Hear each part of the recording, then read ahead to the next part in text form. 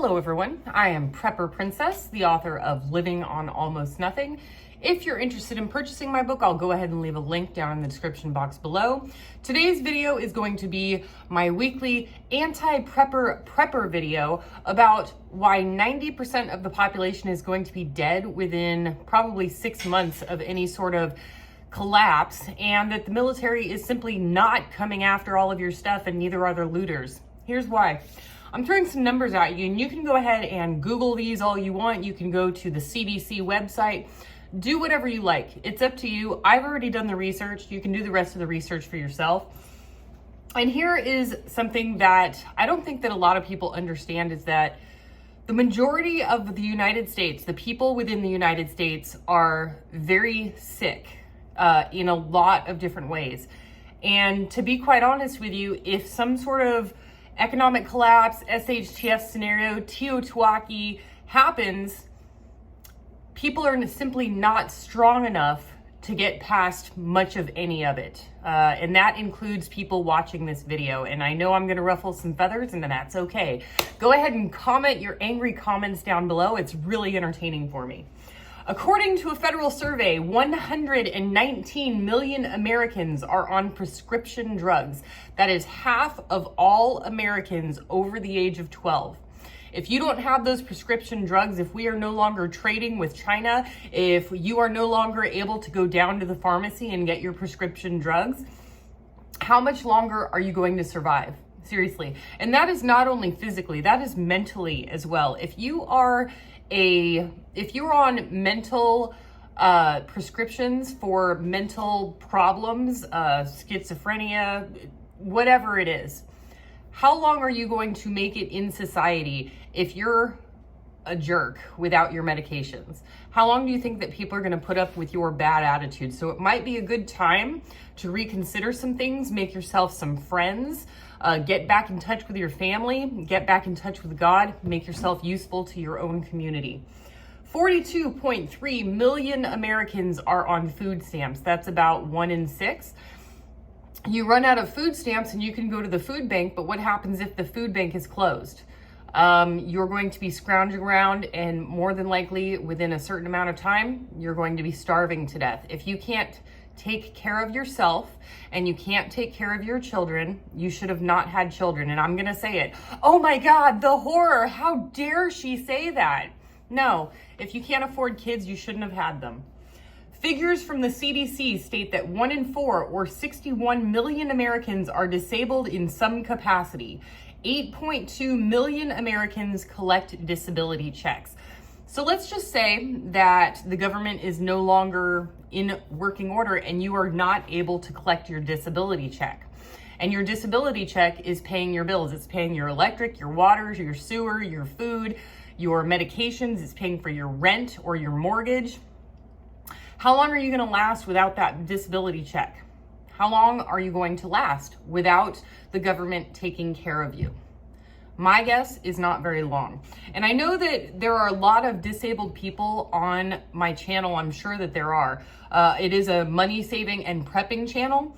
But if you have to rely on the government and you need that in order to survive, and the government is no longer able to take care of that for you, then you need to find a community, a family, friends that you need a group that you can help delegate the tasks and take care of things. You can't just rely on the government. If there is no government and you are relying on the government, who are you going to rely on? And if you can't rely on yourself, you have to have a good, positive attitude and great relationships.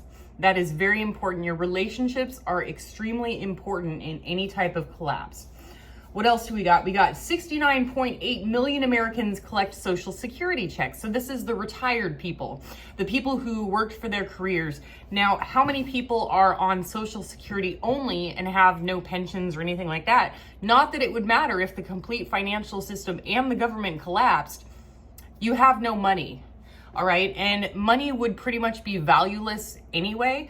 And I also feel the same way about gold. Maybe silver, you could do some bartering.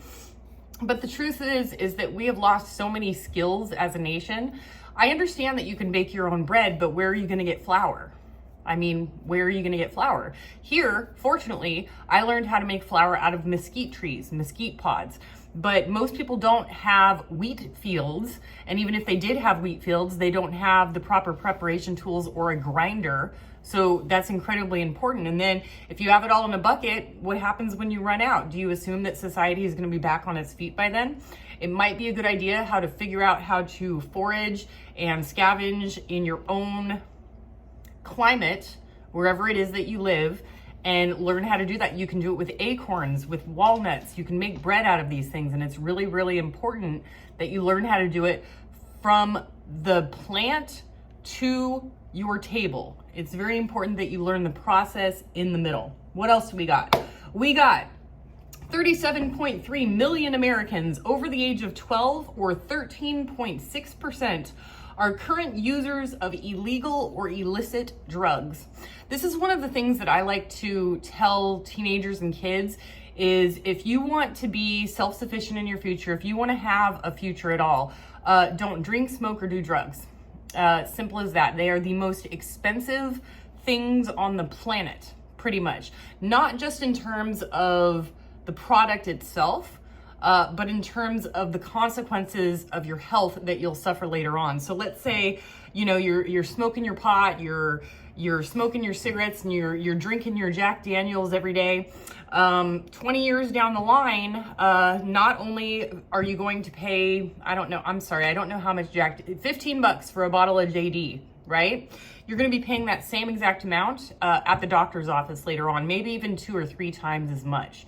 So, and when these products are no longer available, these people are not going to be going house to house because nobody knows who has their Second Amendment rights on their property. Plus, you know, 9 out of 10 people are going to be gone anyway. So why would they go to somebody's house who is there and is armed when there are 9 other houses that are empty or have decomposing bodies in them? Sorry to be morbid, but that's the way it is. What else do we got? We got, according to the Department of Health and Human Services, 76 million Americans are alcoholics, and it kills 141,000 Americans every year. 76 million people are alcoholics. Now, in alcohol, I believe it is one of the very few substances that you can actually die when going through withdrawals. So that is a really big deal. Get rid of your addictions. Take care of it now while you still can. Get your life in order. Even if you are a functioning alcoholic, it is time to drop the sauce. Drop the sauce. I've never drank I've drank alcohol, but I've never enjoyed alcohol.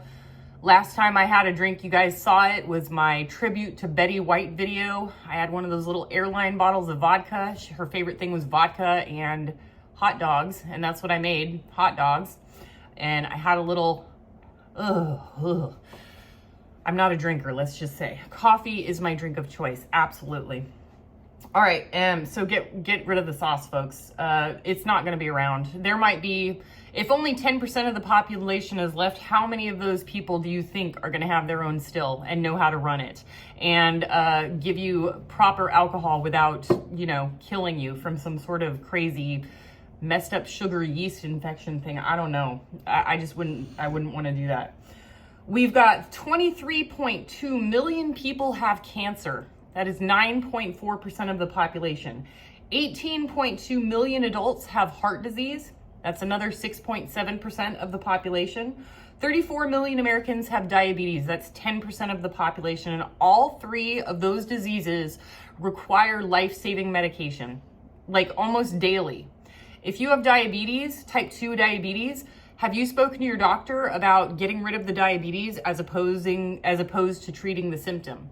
Have you changed your diet and your exercise habits?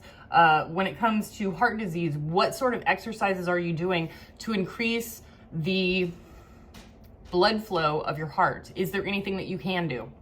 If you can't do these things, you need to be realistic with yourself and realize that you're probably not going to make it. You're not going to make it without your prescription medications. And if you are going to try and make it, you're going to be sitting in a recliner the entire time as the world passes you by, because without your medications, you're not going to be able to walk. without heart palpitations and problems breathing, having an oxygen concentrator. I know these things. My mother had all that stuff. Cancer, heart disease. She didn't have diabetes, but she had cancer and heart disease. My grandmother had diabetes. The list goes on and on. All right. And this gets down to 90% of the population or more is going to be gone. And this is my favorite thing of all time, where people are like, the military under martial law is going to come and steal all my stuff. Okay, let's start with the oath of the military. I, Prepper Princess, do solemnly swear or affirm that I will support and defend the Constitution of the United States against all enemies, foreign and domestic. That I will bear true faith and allegiance to the same, and that I will obey the orders of the President of the United States and the orders of the officers appointed over me, according to regulations and the Uniform Code of Military Justice. Now, according to regulations, here's the thing. If you have the President of the United States puts out an order to the colonel is required to follow the law, the law of the United States. In the United States, you don't steal. That is part of the law. So the colonel has to stop right there and argue with the President of the United States that we cannot go into these people's homes and steal their stuff. And then as you move on down the line, you have these people who took an oath against all enemies, foreign and domestic. Of the 10% of the military force that is still alive, you can't just assume that the entire 10% is going to be bad guys. The military, there are boys, we support our troops, and you just assume that all of the military is going to blindly follow these orders that are against the law. That's not going to happen. Second to my point is, first of all, 90% of the population is gone. You are in a neighborhood of 50 houses, right? And 90% or 100 houses, 90 of those houses are empty. 90 are empty. Do you think the military is going to go for that 10% that has people in it, or the 90% that has no people in it? And that is after the fact that you have to remember the military already has their supplies. They have years and years of supplies. They have their own bunkers. They have their own MREs. They have their own everything, okay? Then you get past that, and then what makes you think that they're going to skip over the Amazon warehouse or the Walmart distribution center or Whole Foods or Safeway or Albertsons or it goes on down the line forever. If I were a thief, I would much rather go to a warehouse with a soldering iron and sawed my way into a open up metal door and just fill up the car with food and have a great day. But people assume, no, they're going to surpass all of those warehouses, hundreds of them, thousands of these warehouses. They're going to not even look at those, and they're just going to go straight for your house. Because, because instead of going to 100,000 square foot warehouse full of food, let's go to this guy's house who has 1,500 square feet. Think logically, preppers. You have to think logically. They're not coming after you. They're not. The military is not going to come and get your stuff on your 5 acres. If they've got a 5-acre warehouse stacked from floor to ceiling, 50 feet high, 100,000 square feet of food, they're not coming to your house. Do what you can with what you've got. Prepper Princess out.